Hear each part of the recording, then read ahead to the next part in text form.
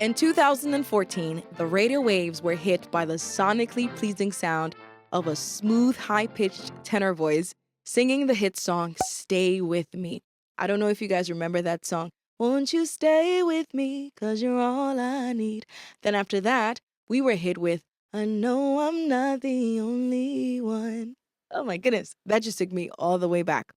Personally, my music preference is very slim. I pretty much listen to the same music style and songs.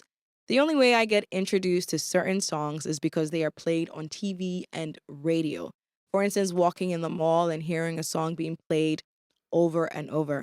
Sometimes I don't even know how I wind up knowing certain songs because I don't actively search for them to listen to. It is the same with Sam Smith's music. I don't actively go searching for Sam's music. I just end up knowing it because I hear it all the time. For instance, Sam Smith's new single, Unholy, is on every feed right now. Needless to say, Sam Smith really wasn't on my radar for quite a while until some weeks ago when I decided to venture into the land of TikTok. As I was scrolling, I saw a man that looked like Sam Smith, but wasn't the Sam Smith I remembered. I looked at the name on the account. It said Sam Smith, but this Sam Smith was presenting something totally different. Naturally, I was like, wait a minute. What happened here? What did I miss? What's going on? So I dove into the comment section, like anybody else would, and was surprised to see how bold people were in these comments. They were just as shocked as I was. The only difference is they weren't hiding it. People were in the comments saying, I like the old Sam Smith better. Some were saying, I like the new Sam Smith better. And then there was a group that was saying, I'm glad that Sam Smith is comfortable enough to be both versions. I like both Sam Smiths. And I kept scrolling and realized that there was a debate about whether Sam Smith had given into intrusive thoughts or impulsive thoughts.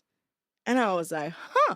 So today we're going to be talking about the war in our minds using Sam Smith as a mini case study. And I thought this was a good video to follow up with a Harry's video about the subconscious mind. So definitely stick around.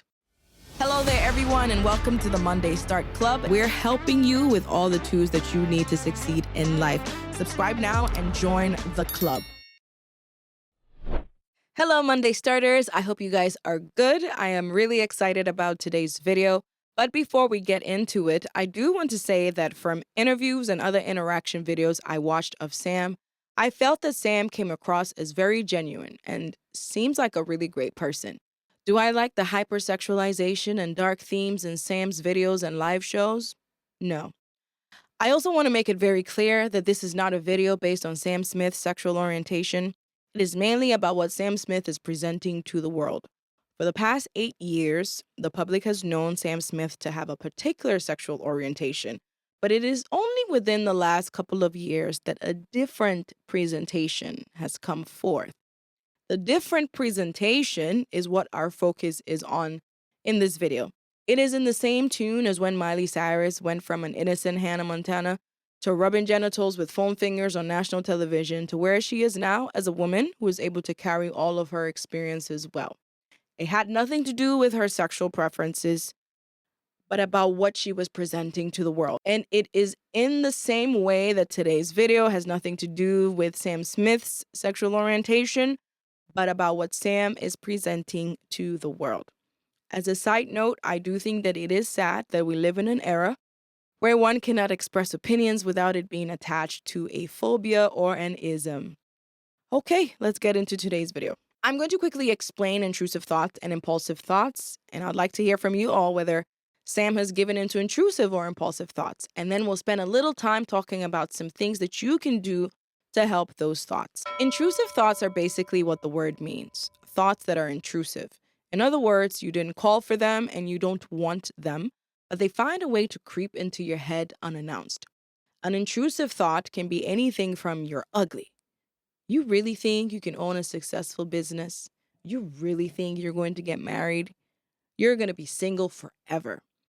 And it can go to even more severe thoughts, like random thoughts of you feeling like you may want to cause harm to yourself or to someone else.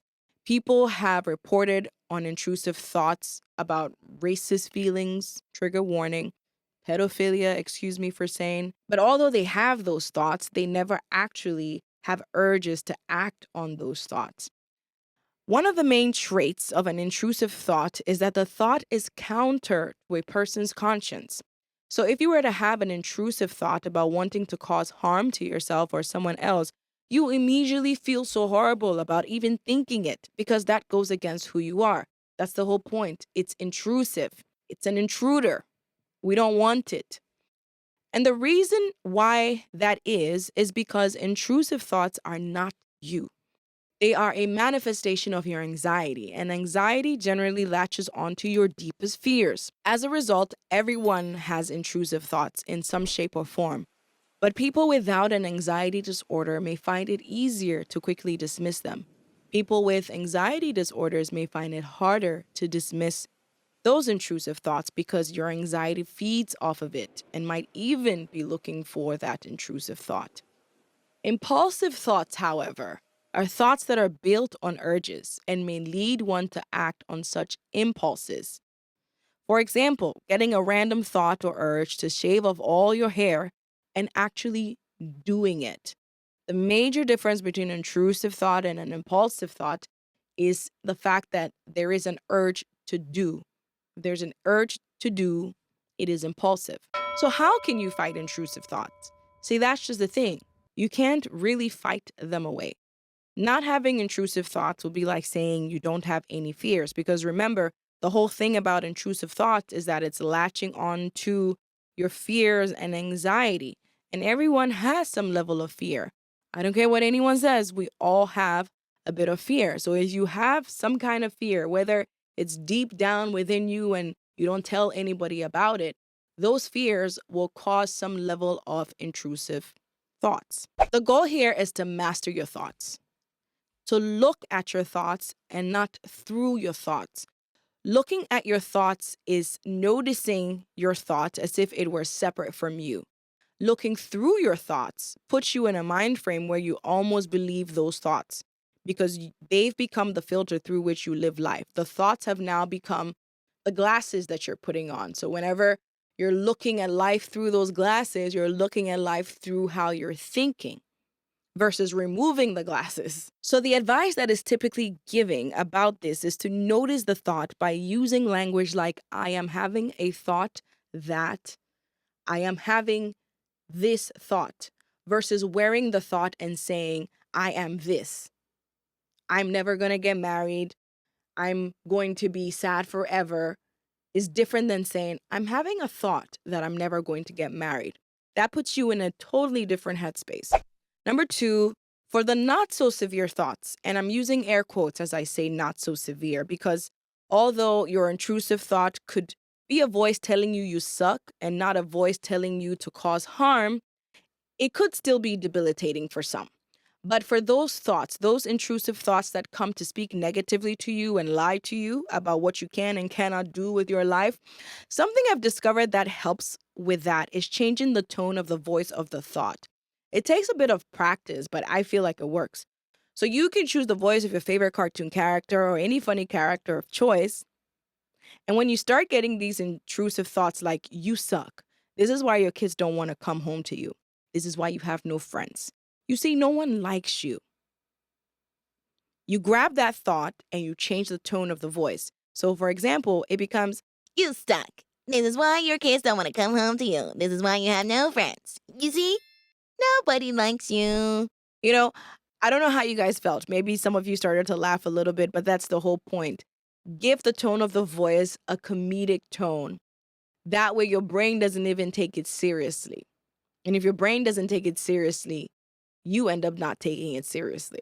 And number 3, watch your stress levels. With intrusive thoughts, watch your stress levels. Studies have shown that some people experience more intrusive thoughts in elevated stress levels. For example, postpartum moms might experience heightened levels of intrusive thoughts because of elevated stress levels. So try to pay attention to your stressors. And you can even go as far as pay attention to the moments in your life when you have a lot of intrusive thoughts and try to notice what makes that happen.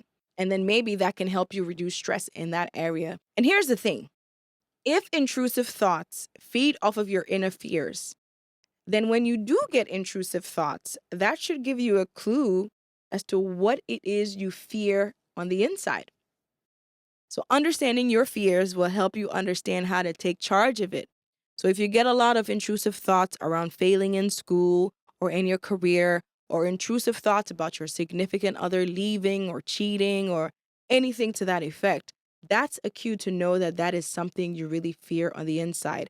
It may be something that you haven't voiced out, but if you get a lot of intrusive thoughts around that, take hold of it and try to dig deeper and find out why you have that fear. And when you know why you have that fear, you will be able to conquer it because intrusive thoughts feed off of our fears.